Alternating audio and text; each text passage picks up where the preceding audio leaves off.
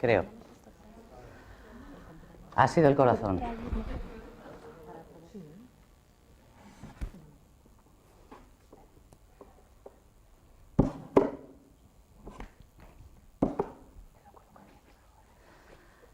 Bueno, vamos a empezar. Disculpad el retraso, se nos ha ido retrasando toda la jornada un poquito porque, bueno, el debate por la mañana ha sido interesante, intenso, ¿no? y nos hemos ido un poco de tiempo.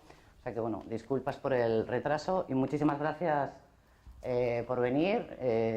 Gracias a los que lleváis aquí todo el día y bienvenidos a los que os incorporáis a este interesante debate. Eso, desde luego, lo podemos asegurar porque está generando mucha controversia, ¿verdad? Y muchas posiciones diferentes y al final, bueno, pues eso es un poquito de lo que se trata y es lo que queríamos. Bueno, vamos a ir con esta penúltima intervención de estas jornadas, que como sabéis empezaron el jueves. Después vamos a tener una mesa redonda con todos los participantes, con todos los ponentes. Ahí vas a tener también posibilidad, si alguna duda os ha quedado, de preguntarles. Pero ahora vamos, bueno, pues con nuestras dos siguientes ponentes. Con los que habéis estado aquí, sabéis que, bueno, hemos hablado de aspectos laborales, de aspectos judiciales, perdón, hemos hablado de nuevas familias y ahora vamos a hablar de este asunto de la maternidad contratada, la maternidad subrogada, los vientres de alquiler, cada cual que lo denomine como considere, ¿no? Porque hay distintas posturas también, ¿no? Hasta con la denominación. Bueno, en este momento vamos a hablar de las perspectivas bioéticas a la gestación subrogada. Y para ello tenemos, ahí al fondo está Natalia Fernández Jimeno, que es licenciada en Filosofía por la Universidad de Oviedo, profesora del Departamento de Filosofía, investigadora actualmente en esta misma universidad, y su trabajo como investigadora se desarrolla en el campo de la maternidad, la sexualidad y la tecnología, en la visión tecnofeminista, ¿verdad?, de las tecnologías de reproducción asistida. Y aquí a mi lado, bueno, pues tenemos a Inmaculada de Melo, que le agradecemos mucho que esté aquí porque está recién aterrizada de Nueva York, por lo cual muchas gracias, Inmaculada, porque ella trabaja ahí, es profesora de ética médica en el Departamento de Ética Médica, en el Weill Cornell Medical College de Nueva York. Doctora en Filosofía desde 1997 por la Universidad de Florida. Sus investigaciones se centran en las nuevas opciones de maternidad, la clonación y la salud reproductiva desde la bioética y la filosofía de la ciencia. Y de estos temas que domina Inmaculada, bueno, pues vamos a hablar ahora mismo y ella nos va a explicar, ¿no?, en qué consiste su trabajo y cuál es su punto de vista sobre el tema que estamos desarrollando. O sea que Inmaculada ha dicho, yo necesito moverme, ponerme de pie, perfecto. Todo tuyo, Inmaculada. ¿Me oís bien? No, pero esto está verde. Esto está verde, sí. Sí, acércatelo. ¿Me oís bien? Ahora. Ahora sí, ¿no? Sí, ok. Bueno, pues sí, que decía que me resulta difícil pensar sentada, entonces me voy a levantar y... muchas gracias. Efectivamente acabo de llegar de Nueva York, pero estoy encantada de estar aquí. Muchas gracias al Instituto de Asturias 2030, iba a decir 2030. 2030. Muchas gracias en particular a Ana López Chicano por invitarme y a Laura por todo el trabajo que ha hecho comunicándose conmigo. Como digo, estoy encantada de estar aquí. Una cosa que quiero decir es... llevo muchísimos años en Estados Unidos y a veces no me salen las palabras en castellano porque estoy muy acostumbrada a hablar de estas cosas en inglés. Entonces, si alguna palabra suena así raro, perdonadme, pero es por esa razón. Esto es lo que pensaba hacer. Quería hacer, primero dar una visión general de los datos, de algunos datos sobre la gestación subrogada, porque me han comentado que no ha habido mucho de ello. Entonces voy a dar un poquitito de eso. Y luego mi principal presentación se va a centrar en mirar tres razones por las que me parece que es difícil dar respuestas tajantes a esta cuestión de si debemos legalizar o regular la gestación subrogada. Me parece que es más... Una se siente más satisfecha si pudiese dar soluciones tajantes porque, bueno, pues porque es difícil entender que, bueno, determinadas prácticas se mantengan o se practiquen y se hagan legales, pero a la vez, dado que estas prácticas se hacen en un contexto particular, me parece más difícil tener estas posiciones tajantes. Entonces, como digo, voy a empezar con los datos. Esto son algunos de los datos que tenemos.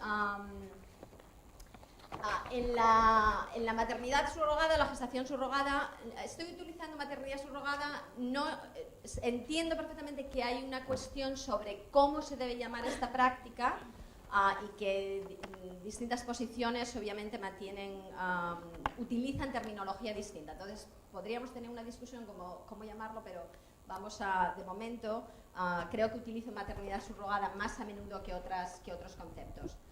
Pero los costes, las agencias, las regulaciones en los países, todas estas cosas son difíciles en realidad de tener datos concretos, porque en la mayoría de las cosas no se dan estos datos. La gente que utiliza estas tecnologías normalmente no dice que están utilizando estas tecnologías, entonces es difícil. Pero lo que sí tenemos es una industria global, ha crecido más de 1000% internacionalmente entre el 2006 y el 2010, los últimos datos que se tienen, mueve más de 6 billones anualmente y miles de niños han nacido, aunque como digo no sabemos exactamente cuántos, pero sabemos que muchos niños han nacido de estas tecnologías.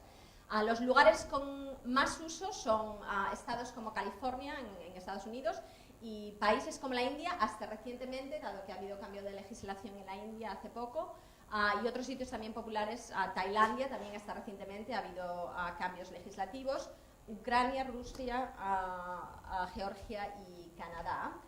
Todos estos países tienen regulaciones muy distintas.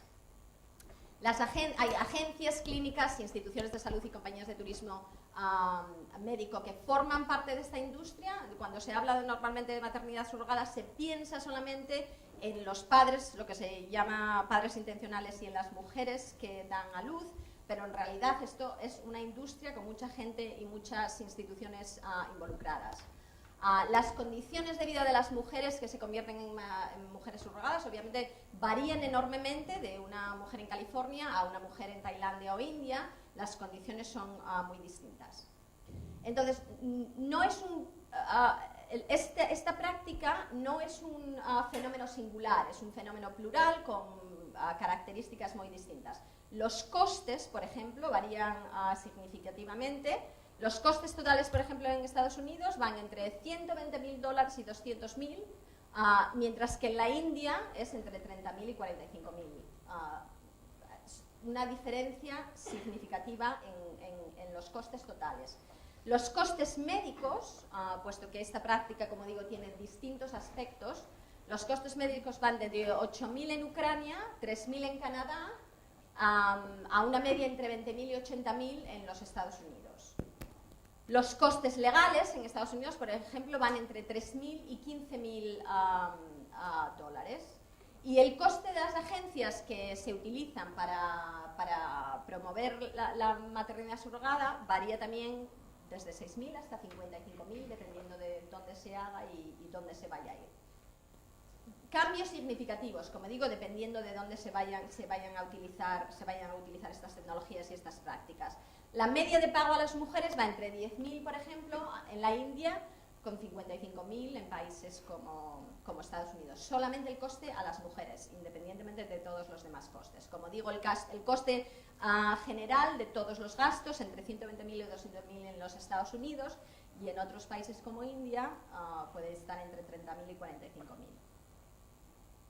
Este es un mapa en el que no me voy a meter mucho, pero solamente para que se vea que en Estados Unidos, que no tiene legislación federal sobre la maternidad subrogada, bueno, en general sobre reproducción, como veis, los distintos colores representan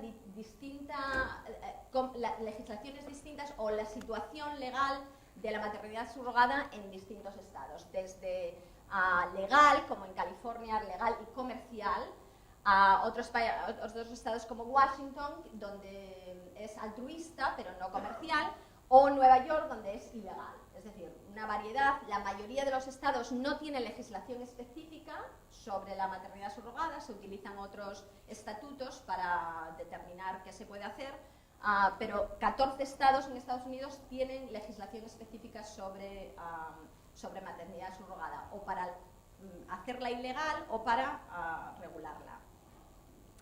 Este es un mapa del mundo con también los colores para que se vean las distintas opciones. desde el marrón, que es ilegal, práctica ilegal, al azul claro, que es altruista. En Portugal, de hecho, no es así ya, puesto que se cambió hace 2 o 3 días, donde el Supremo ha dicho que no se puede hacer. El oscuro, donde es comercial, donde se hace comercial en sitios como en Brasil, donde se permite si son familiares, pero no en otras circunstancias. Pero como se ve en el mapa, variedad de posiciones legales y legislativas sobre qué se hace con esta práctica.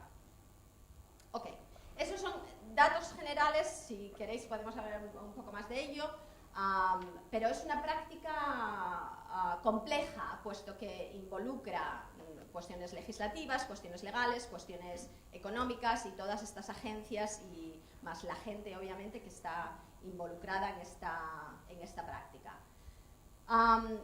Como decía al principio, me parece que es difícil decantarse sobre la permisibilidad o impermisibilidad de la maternidad subrogada de una manera tajante, aunque personalmente las soluciones tajantes me parecen perfectamente razonables.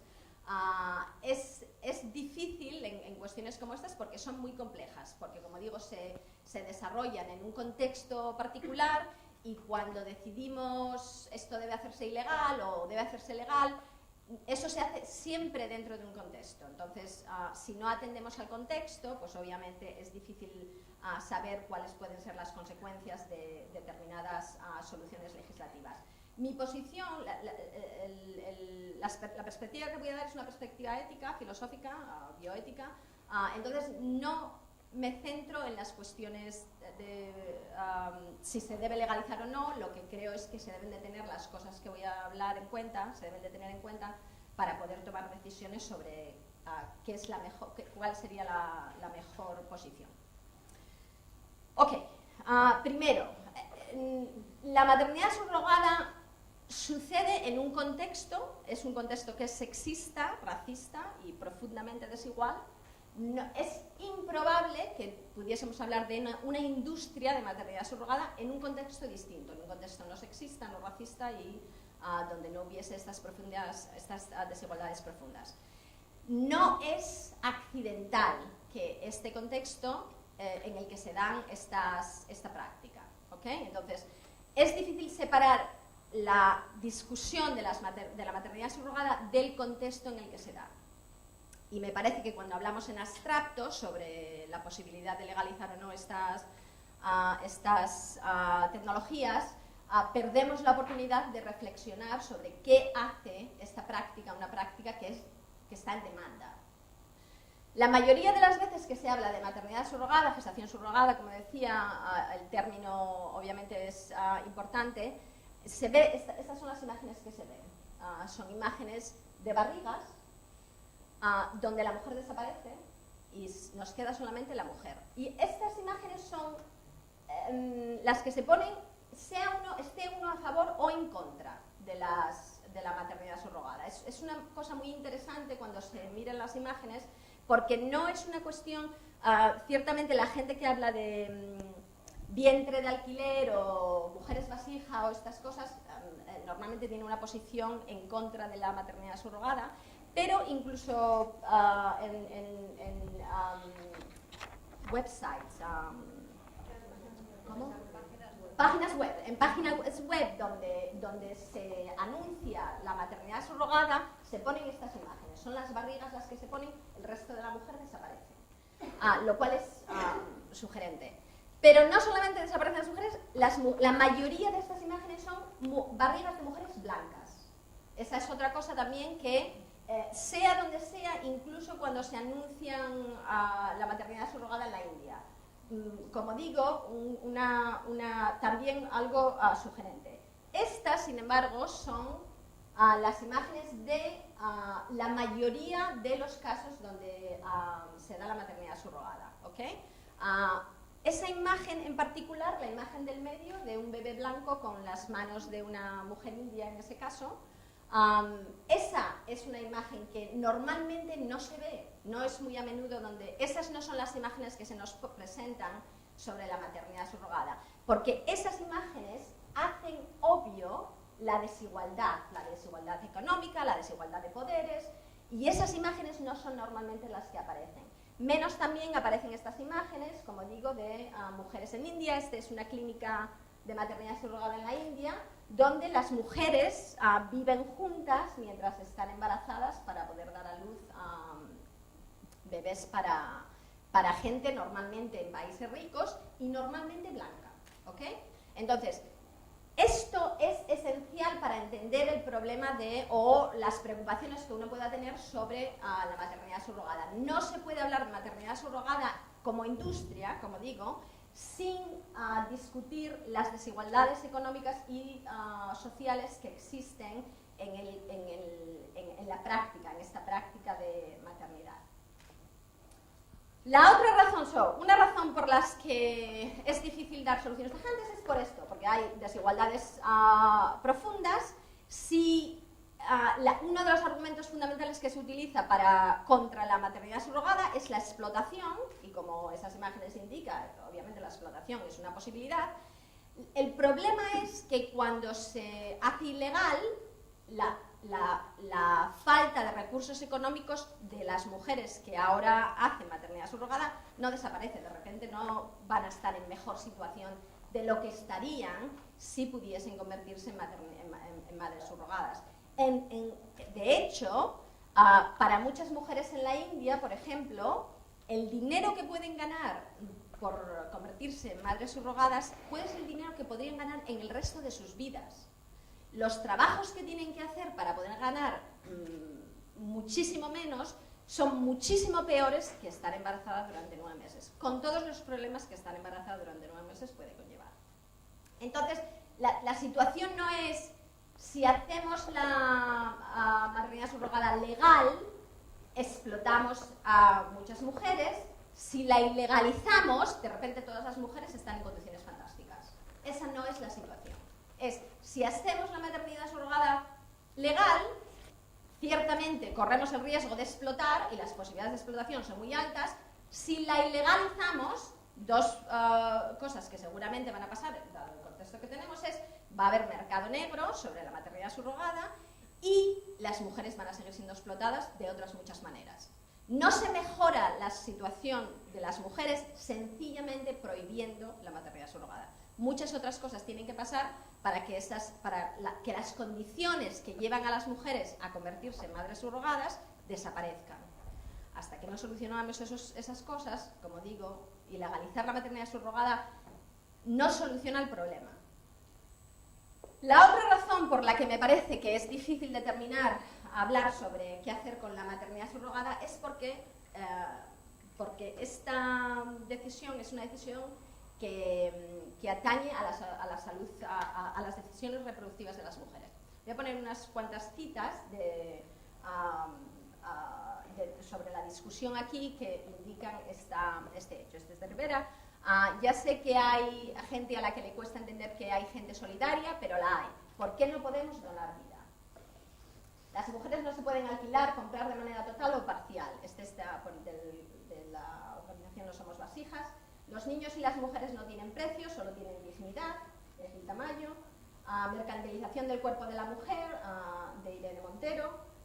Estas son, como digo, citas que representan esta idea de que efectivamente tiene que ver con las decisiones reproductivas de las mujeres. Cuando se habla de las decisiones reproductivas de las mujeres, por lo menos a mí, y obviamente a muchas feministas, nos pone un poco incómodas esto de que los gobiernos legislen las decisiones reproductivas de las mujeres. Porque en general, cuando los gobiernos se deciden a legislar las decisiones reproductivas de las mujeres salen perdiendo. Entonces, cada vez que se habla de legislar estas decisiones, por lo menos una tiende a ser escéptica. Luego, obviamente, se pueden dar razones de por qué, efectivamente, en este caso, legislar esta decisión en particular es una cosa importante. Pero, en principio, una tiene preocupaciones de que se gobiernen estas decisiones de las mujeres. Normalmente las razones por las que se quiere legislar esta decisión de las mujeres son, parece que es una práctica práctica donde es particularmente difícil decidir para las mujeres. Es una práctica donde efectivamente cómo puedes, sería como equivalente a vender a tu hijo, porque la presuposición es que una vez que una se queda embarazada, las relaciones con el bebé que tiene dentro de la barriga son muy difíciles. No es natural que una mujer pueda desprenderse de su bebé para dárselo a alguien más. Y no es natural que las mujeres en general se dediquen a tener hijos para dárselos a otras personas. Cuando se habla de lo que es natural y no es natural, en el caso de, ya te digo, de las reproducciones reproductivas, a mí me pone incómoda, porque la mayoría de las veces que se habla de lo que es natural o no natural en las mujeres, se hace de manera que termina oprimiendo a las mujeres y impidiendo que puedan tomar las decisiones que puedan tomar. Entonces, por una parte está esto de que las mujeres no pueden decidir y por eso tenemos que legislar. No son ellas capaces, no somos nosotras capaces de tomar decisiones en estos contextos de presión y de presión económica, porque nos da mucho dinero y entonces aparentemente las mujeres no pueden pensar, o en estos contextos donde efectivamente lo que se involucra es la maternidad. Por otra parte, es siempre muy interesante cuando la gente quiere legislar esto con el argumento de que hay que proteger la dignidad de la mujer. Porque la misma gente que habla de proteger la dignidad de la mujer en este caso, se preocupa menos de proteger la dignidad de la mujer en todos esos otros casos donde efectivamente la dignidad de la mujer es tan importante como en esta decisión de si tener o no tener bebés para alguien más. Lo mismo cuando se habla, normalmente cuando se quiere legislar o regular la maternidad, se entiende que es menos problemático éticamente hacerlo de manera altruista que hacerlo de manera comercial. Una de las razones es porque efectivamente se cree que cuando te ofrece mucho dinero a las mujeres no parecen ser capaces de pensar y de tomar decisiones cuando hay dinero de por medio. Pero la otra es porque fundamentalmente se cree que las mujeres tienen que hacer las cosas por altruismo. Entonces se ve bien que esta sea una posición que se puede tomar desde la posición altruista, porque bueno, como que una mujer es mejor si ella ofrece su labor reproductiva que si la cobra. Entonces, cuando se quiere regular esto, normalmente se dice que es mejor que se haga de una manera altruista. Parece ser que la gente está más dispuesta a que se entienda esto de manera altruista. Lo interesante es que las únicas que tienen que hacer esto de manera altruista son las mujeres, las madres subrogadas, no las agencias, no las clínicas de fertilización in vitro que cobran un dineral por utilizar estas tecnologías, no los abogados que se dedican a estas cosas. Nadie más tiene que hacer esto de manera altruista. Aparentemente solo las mujeres son las que tienen que hacer esto de una manera altruista para que se permita, nos parezca que es más apropiado. El otro argumento que se utiliza en este caso a favor de la legislación es que las mujeres tienen derecho a decidir libremente.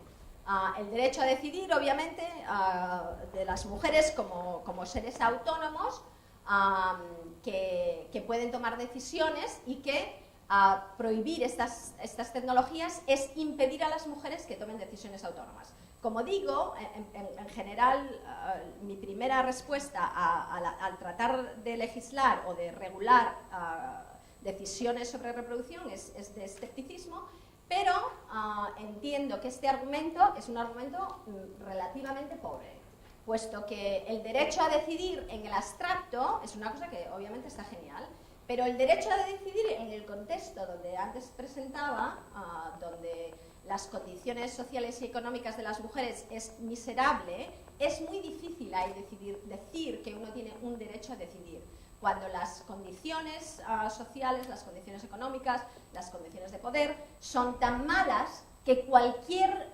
incentivo puede obviamente llevar a uno a decidir utilizar estas tecnologías. No se puede hablar del derecho a decidir sin tener en cuenta el contexto donde estas decisiones se hacen. Y mientras hablemos del derecho a decidir de una manera abstracta me parece que lo que hacemos es seguir manteniendo las condiciones de opresión donde las mujeres tienen que tomar estas decisiones. Ok, ese es el segundo. Entonces, el primero está profunda desigualdad social y económica. El segundo es esto de que nos tenemos que hablar, es una cuestión de del derecho de las mujeres. El tercer argumento que se da es este del derecho reproductivo. El derecho a la reproducción es seguramente uno de los derechos más reconocidos en el mundo. Es un derecho, aquí tengo también algunas citas. ¿Quiénes somos nosotros para decirles a los demás que no pueden ser padres? ¿Quiénes somos nosotros para impedir que alguien pueda crear una familia con una regulación clara, concisa y altruista?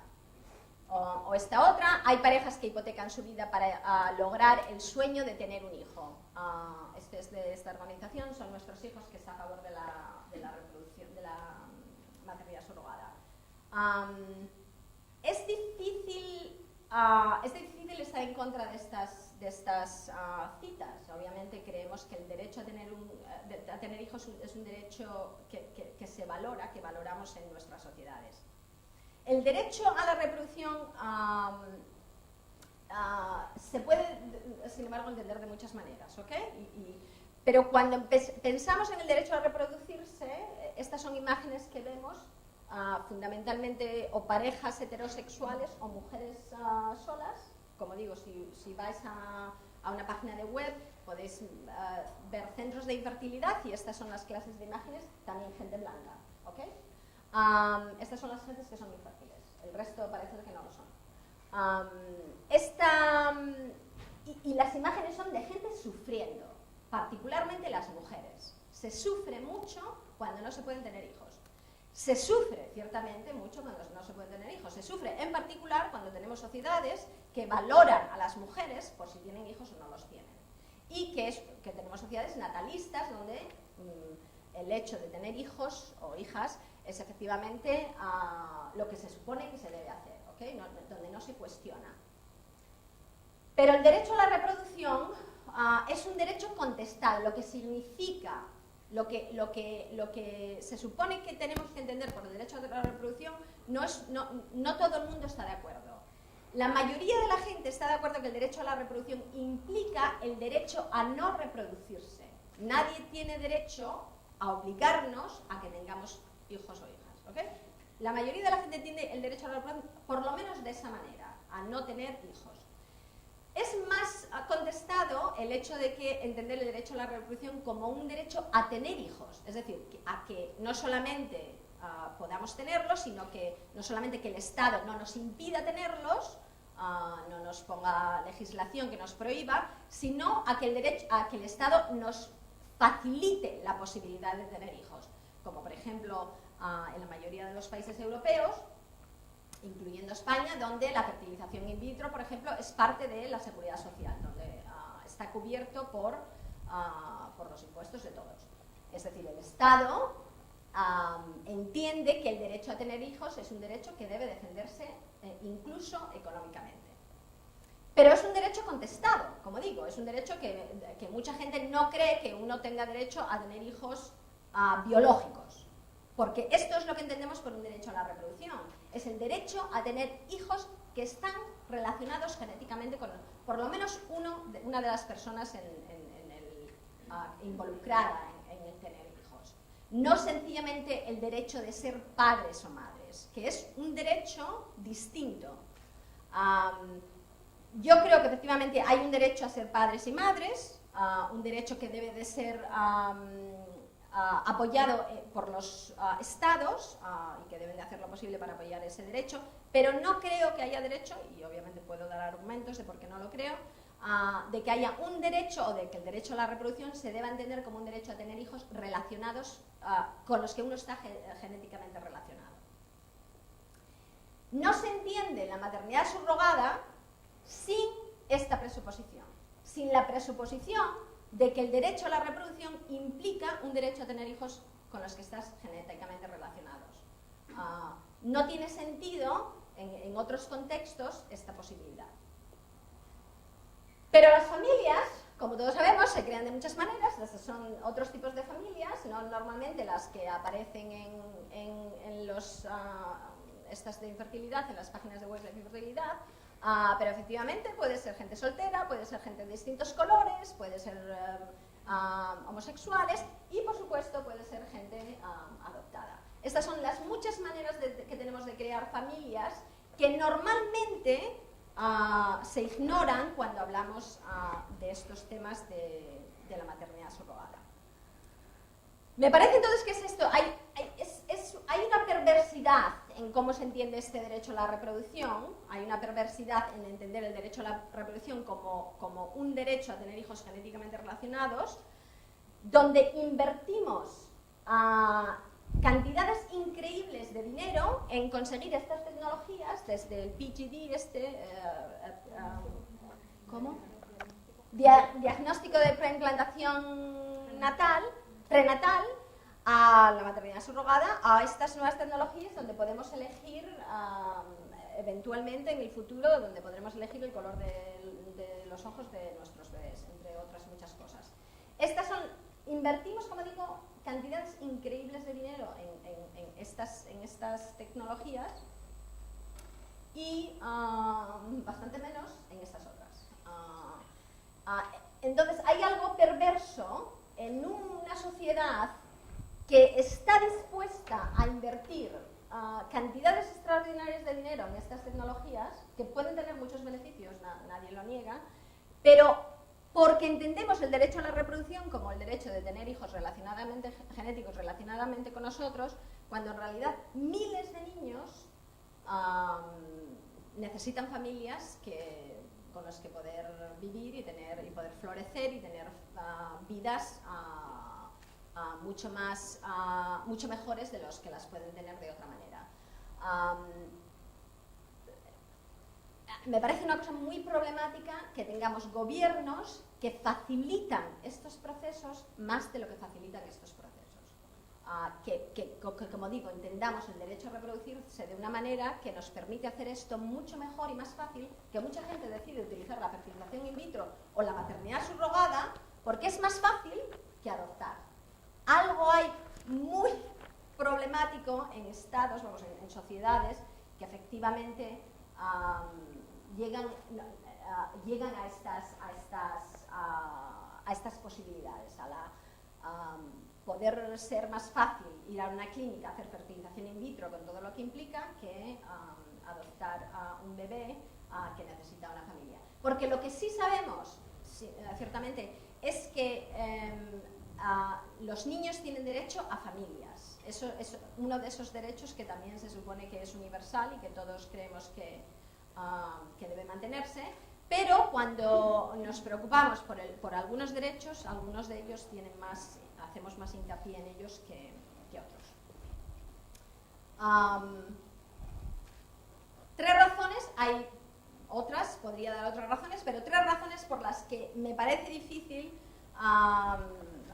tomar soluciones o tener soluciones tajantes sobre el problema de la maternidad subrogada, porque tenemos sociedades profundamente desiguales, porque esto atañe a las decisiones reproductivas de las mujeres y, bueno, pues hay pros y contras sobre esa posibilidad, y porque este derecho a la reproducción se entiende de una manera que me parece muy problemática y que es lo que permite que la maternidad subrogada pueda practicarse y esté en demanda.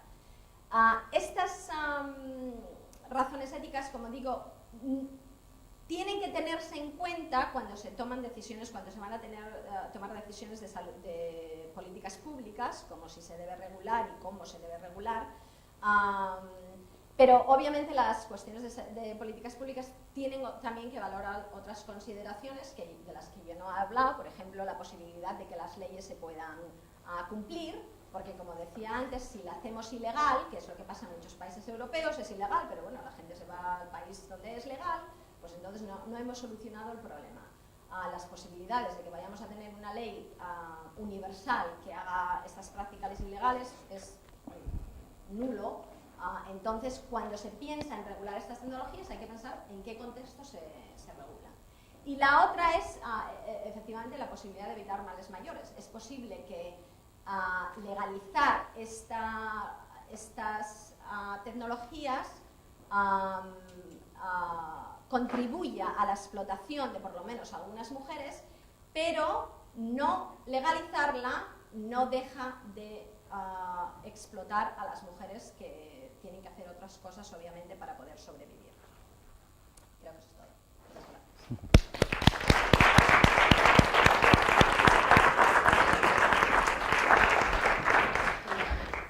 Bueno, muchas gracias. ¿Tú también te quieres poner ahí, Natalia? Perfecto. Sí, gracias.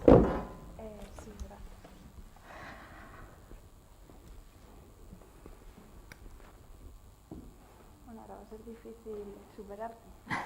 Lo digo de verdad. Ha hecho una exposición clarísima.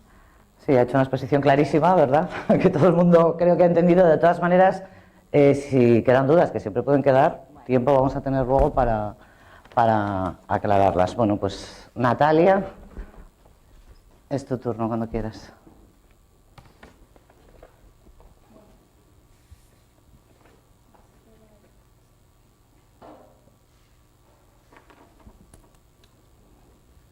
Bueno, y además de clarísima, yo diría que ha aportado, ¿esto funciona? Sí.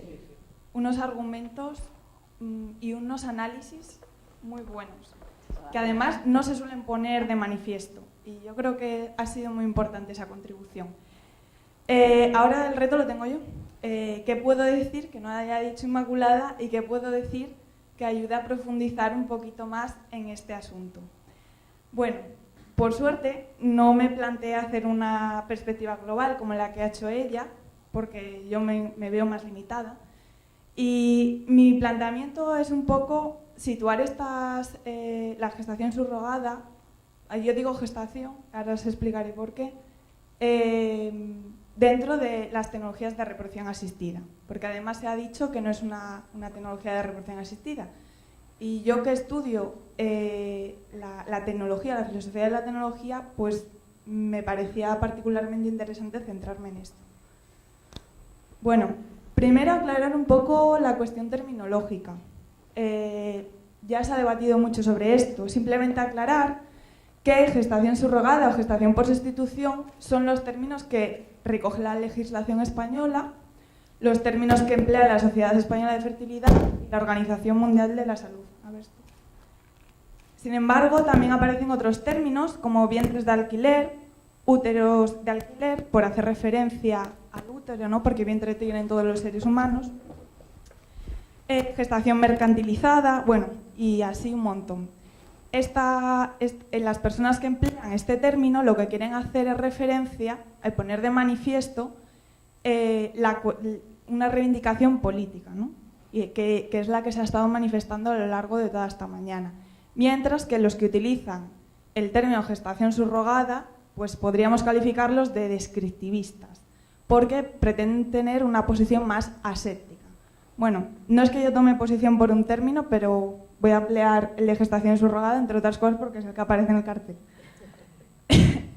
Bueno, respecto a la segunda parte de la diapositiva, viene a la cuestión de si es una tecnología, ¿no? La gestación subrogada. Pues hay dos posturas, ¿no? que yo creo que se pueden ver en este asunto. ¿Es la gestación subrogada una tecnología de reproducción asistida? Bueno, pues hay visiones que subyacen dentro de estos discursos que yo califico como que tienen una visión de la tecnología como artefactual. Es decir, entienden la tecnología como una herramienta, ¿vale?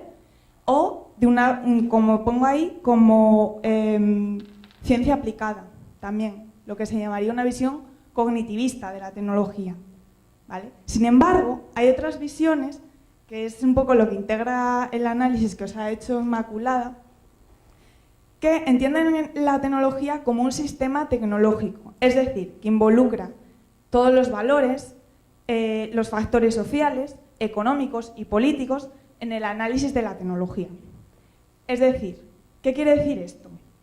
Pues quiere decir que no es simplemente la fecundación in vitro no es simplemente una técnica aislada de valores, sino que cuando se diseña y cuando se produce, se implementa y se desarrolla, ¿vale? incorpora en su conformación una serie de valores que la caracterizan de una determinada manera. Lo cual no significa que la ciudadanía no pueda cambiar eso. Bueno, me bajo del abstracto y voy a lo concreto. ¿Qué quiere decir esto? Pues que la tecnología, la gestación subrogada en este contexto de sistema tecnológico quiere decir, ¿qué es la gestación subrogada? Pues una fecundación in vitro que además tiene un contrato, ¿verdad? No es simplemente una cosa o la otra, y además que sea un contexto social y demás, como ya hemos visto. Entonces, ¿qué es lo que originó que la fecundación in vitro fuera como es? Pues precisamente la idea de que es la solución a una función biológica fallida. La fecundación in vitro nace como una especie de parche para solucionar los problemas reproductivos de las parejas heterosexuales. Entonces, ahí lo que tenemos es una especie de guión, una marca de lo que se entiende que va a ser esa tecnología. Y eso luego se va a plasmar pues, en las legislaciones que se hagan y en cómo se quieran aplicar las técnicas, tanto por parte del sistema médico como de la sociedad y demás. No sé si esto ha quedado claro. Sí. Bueno, también quería poner un poco de perspectiva histórica, si me lo permitís. Sobre feminismo y nuevas tecnologías reproductivas. Ya hacen 40 años de que la fecundación in vitro fue exitosa con el nacimiento de Louise Brown el 25 de julio de 1978.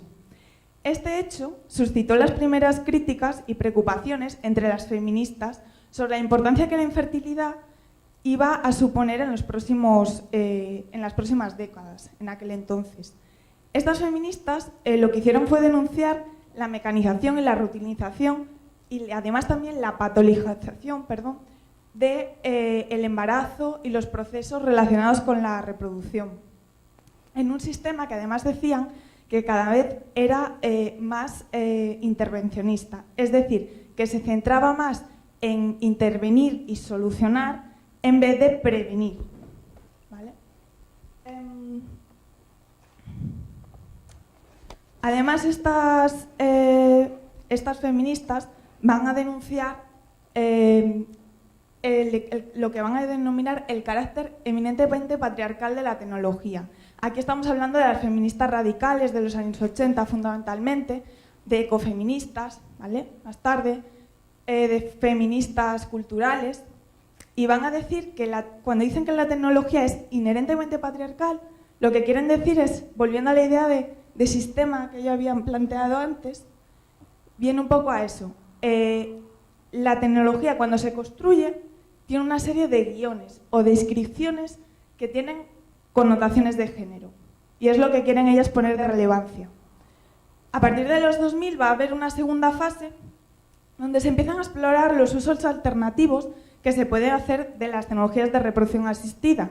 Y entonces se empiezan a irrumpir los estudios sobre los usos que pueden hacer las mujeres lesbianas y las madres solteras de la fecundación in vitro o la inseminación artificial.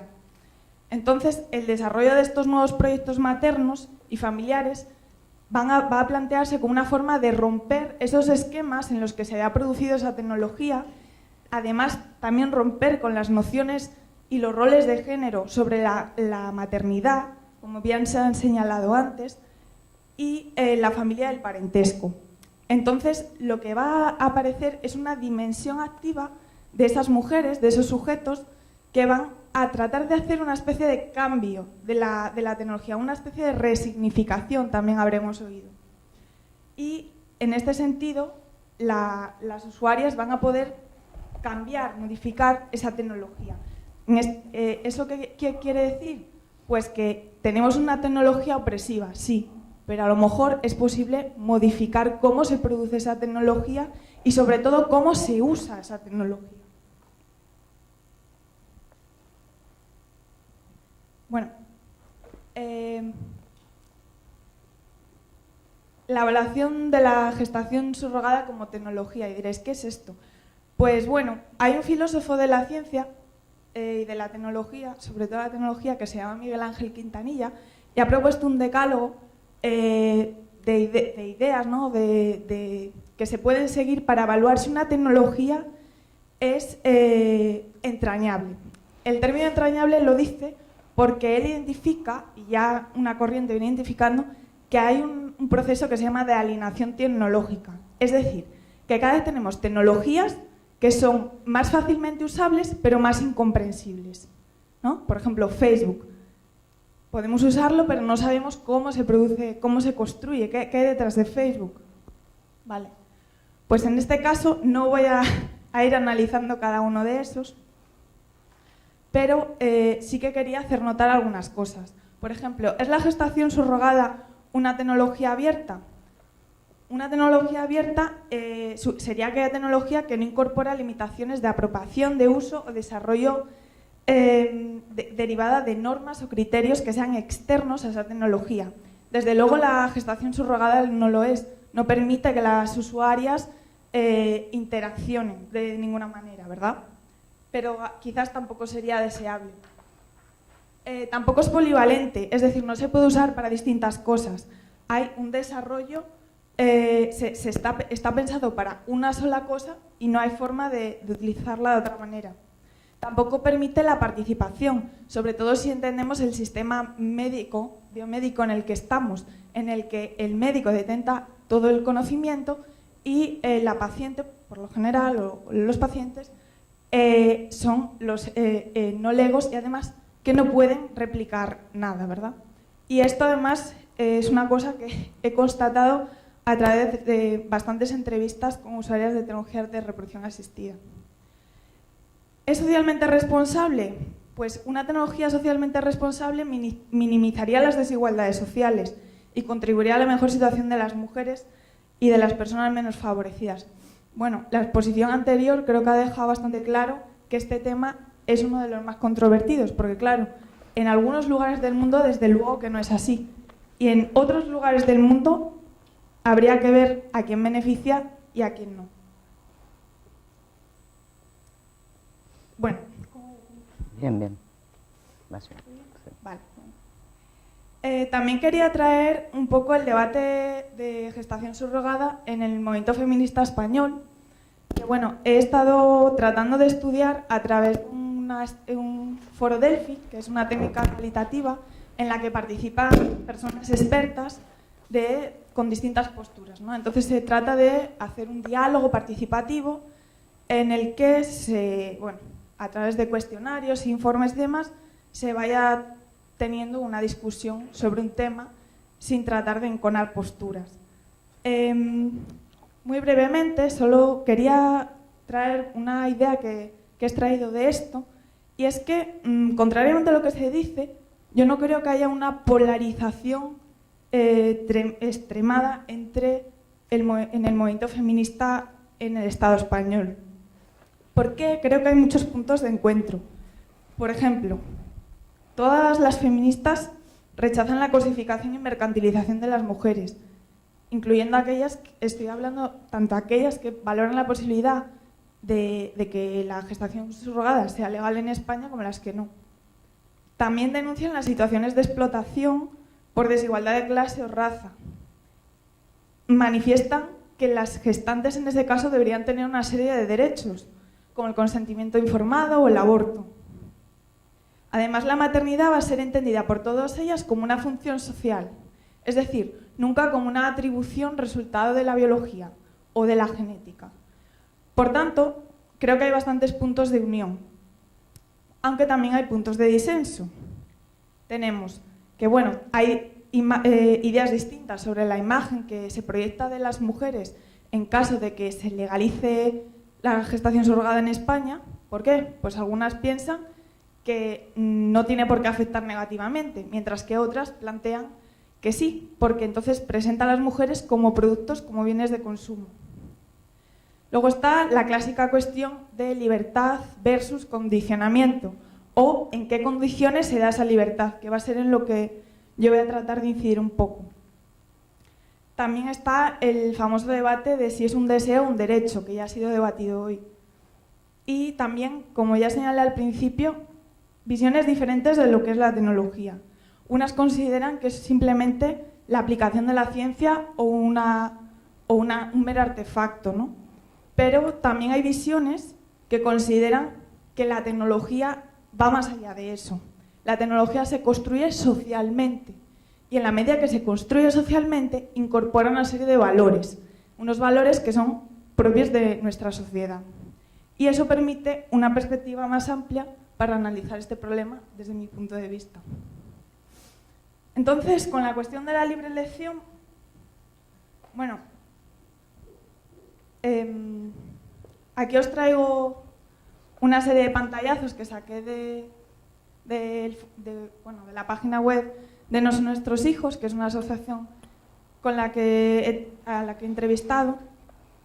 Y, por ejemplo, Pedro Fuentes, el presidente de la asociación, le pregunté bastante sobre el tema de las gestantes. Y me decía que, las personas que participan en la asociación, por lo general, y si no prácticamente todas, pues han tenido los procesos en Estados Unidos y en California en concreto, sobre todo. Claro, la situación que tiene una gestante en Estados Unidos no va a ser la misma que tenga en la India. Por eso la importancia del contexto. Entonces, cuando se habla de libre elección, Inmaculada lo ha señalado muy bien, ¿qué pasa? Que es que las mujeres no pueden decidir. Esto es algo que dicen, ¿no? Y que ellas mismas están reclamando.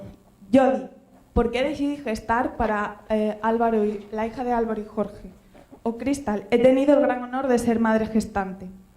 Yo creo que más que cuestionar si son libres o no, a lo mejor hay que ver en qué condiciones se da esa libertad. Bueno, entonces, sobre esta cuestión de la libertad, yo he visto que hay 3 argumentos, quizás haya más, ¿eh? Pues por un lado está el argumento utilitarista, que va un poco en la lógica del principio de beneficencia en bioética y no maleficencia, en el sentido de incrementar la felicidad, ¿no? o el bienestar de todas las partes. Entonces se entiende que con la gestación subrogada todos ganan. Ganan las gestantes porque, bueno, pueden recibir un incentivo económico o desarrollar sus deseos de ayudar a otras personas. Los padres y madres de intención, obvio, ¿por qué? Las crianzas, porque son deseadas. Los intermediarios, el tema económico. Y, por supuesto, el Estado, porque además incrementa el Producto Interior Bruto del país. Inmaculada también ha señalado un poco las cifras, ¿no?, que hemos visto antes. La cuestión altruista, ¿qué dice este argumento? Pues hay un deseo de ayudar a otras personas, que es desinteresado y lleva asociadas además experiencias positivas del embarazo. Las personas en países desarrollados, Estados Unidos, que emprenden estos procesos han sido madres anteriormente, conocen, o sea, el consentimiento es informado y además lo hacen desde esta perspectiva. He tenido el gran honor de ser gestante, o sea, porque quieren ayudar y así me lo ha manifestado el presidente de la asociación Son Nuestros Hijos, que bueno, no digo que sea palabra de tal, solo es un testimonio ofrecido por esa persona sobre el trato que tiene. De hecho, además, frente a lo que se dice, que una vez finalizado el embarazo se corta la relación, ellos manifiestan que un trato ético conlleva que esa persona se incorpora a la familia y que tienen relación a lo largo, pues, de toda la vida, que quedan y demás, ¿no? Como si fuera un miembro más de la familia. Bueno, no sé. Consentimiento, otro de los argumentos. Es un acto libre e informado. Ninguna mujer que no haya tenido un embarazo previamente puede ser gestante. Bueno, esto creo que ya me he adelantado. Frente a estos argumentos, yo creo que también hay una serie de límites, ¿verdad? Respecto al argumento utilitarista, de que todos son beneficios para todas las partes, también creo que hay que tener en cuenta los riesgos a los que se ven expuestas las mujeres que van por gestación, que son gestantes, o bueno, mejor dicho, las personas gestantes que acceden a ello. ya que al igual que cualquier otra persona que desarrolla un embarazo, pues eso conlleva riesgos, o cualquier otra persona que utilice métodos de inseminación artificial o fecundación in vitro. Estos riesgos, no voy a ser alarmista porque sé que se utilizan muchas veces argumentos alarmistas, pero lo más común es que la hormonación que se utiliza en estos procesos pueda, pues, desarrollar miomas en algunos casos, no necesariamente, a otras no les pasa nada, también hay que decirlo, pero sí que genera cambios, y esto sí que es muy frecuente, en el estado psicológico y físico de las mujeres. A lo cual hay que sumarle la cuestión de lo que se ha llamado la montaña rusa. ¿Vale? Hay una especie de montaña rusa emocional en la que se ven inmersas las mujeres que están en procesos de inseminación artificial y fecundación in vitro, porque cada nuevo ciclo supone una nueva esperanza y cada vez que no funciona, una nueva caída en el pozo. Sobre esto hay bastantes estudios. Eso también principalmente. Bueno, voy a seguir. La cuestión del altruismo, pues ya se han dicho argumentos de por qué esto se ve ilimitado. ¿Trabajo reproductivo gratuito? Las feministas de los años 80, y a mí esto me ha quedado muy grabado, decían que las mujeres desempeñamos un trabajo que es necesario para la reproducción del capital, que es el trabajo reproductivo de la fuerza de trabajo. Y esto se da en el propio parto, en la propia gestación de nuevos individuos, como en la crianza de esos niños, niñas y niñes, ¿no? Que el día de mañana serán trabajadores y trabajadoras que se incorporen al sistema productivo. Entonces, a mí eso me llama la atención. ¿Por qué tiene que ser altruista? Y más interesante, ¿por qué que sea pagado puede incidir en que una mujer sepa si quiere hacer una gestación subrogada o no? ¿No tienen autonomía suficiente como para decidir pese a un condicionamiento económico? Cabe preguntárselo. Y luego otra cosa que también es interesante. En la India cobran bastante menos, como hemos visto. Lo tengo por ahí, ¿dónde lo tengo? 10.000, que eran dólares, en la India, y 55.000 dólares en Estados Unidos. ¿A alguien le parece que las mujeres indias estén menos explotadas que las estadounidenses porque cobran menos? Cosa que apunto. Bueno, ¿cómo voy a decir? Pues termina tranquila. Bueno, finalmente el tema del consentimiento, que además está muy en boga estos días, yo creo que habría que pensar un poco sobre ello. Consentir, acceder a un contrato tal, ¿en qué condiciones se da ese consentimiento? Según la Real Academia de la Lengua Española, consentir significa permitir algo, otorgar, obligarse, acatar una resolución judicial o administrativa sin interponer recursos. Dicho de otra cosa, soportar o tolerar algo, resistirlo. Bueno, a mí me denota el tema del consentimiento bastante sumisión, ¿verdad?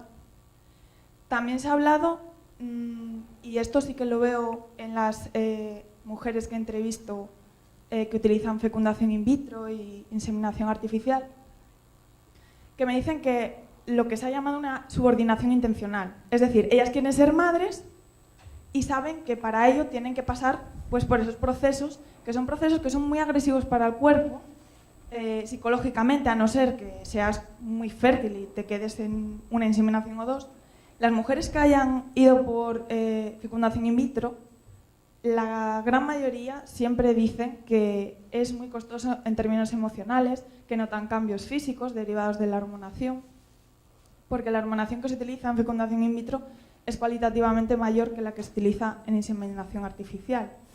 Y esto pues tiene una serie de riesgos también para el cuerpo que luego acaban pagando más adelante. Entonces, creo que hay que pensar sobre esto, sobre si quizás haya que hablar de, en vez de consentir acceder a ser gestante, si se desea ser gestante. Porque a lo mejor hay personas, y yo no voy a negar que haya personas que decidan libremente gestar para otras, porque tengan un deseo de ayudar a otras personas. Pero bueno, también estamos viendo que no es lo mayoritario.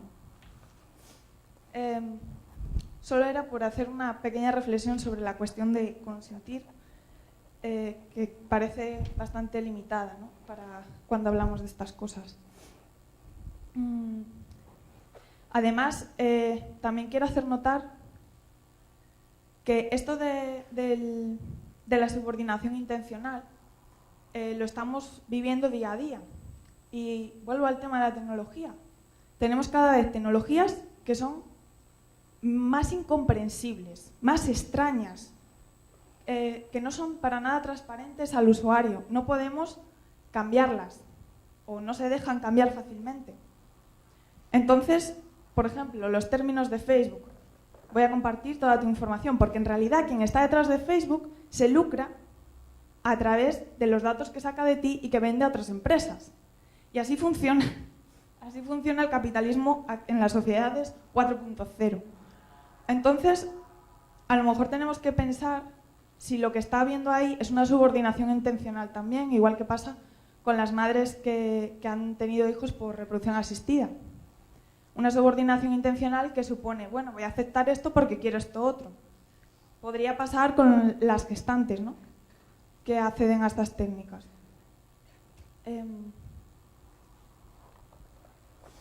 Por último, también quiero comentar que habría que analizar desde qué lugares estas personas toman esa decisión de decidir gestar para otras. Porque evidentemente son chicas blancas, estadounidenses, en un lugar donde gestar para otros, ¿no?, tiene una serie de garantías que no hay en otros países como en India. Y quizás esas decisiones también se tomen desde lugares de poder, de privilegio sobre todo. Y finalmente, abro el debate. ¿Es aceptable moralmente, o mejor dicho, éticamente, la gestación subrogada en España?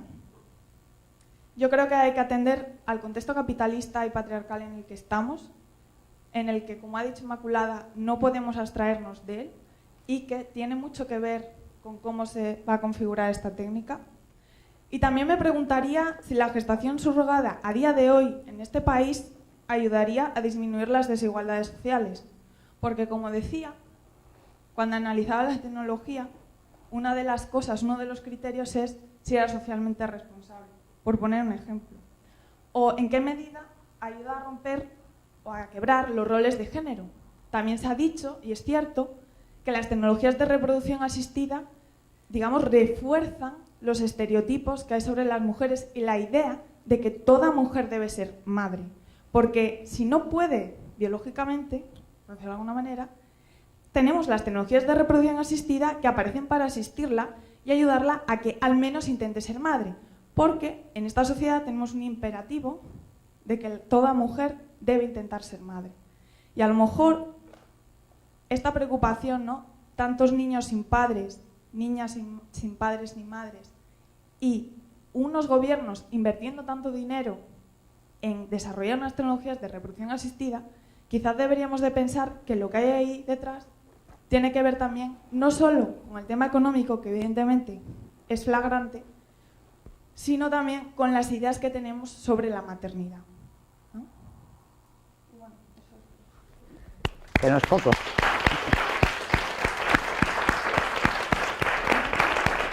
Bueno, pues le damos las gracias a Natalia, y ahora sí que empezamos a estar bien de tiempo. Como sabéis, a y media precisamente tenemos una mesa redonda a la que van a subir el resto de los participantes de estas jornadas. Entonces, si nos permitís 5 minutos para organizarla, ya sé que tenéis muchas dudas y muchas preguntas, pero vamos a aprovechar para que las reunáis todas y podáis preguntárselas no solo a las dos ponentes de ahora, sino al resto de los participantes. 5 minutos, colocar las sillas y podéis preguntar todo lo que queráis, os lo prometo. ¿De acuerdo? Gracias.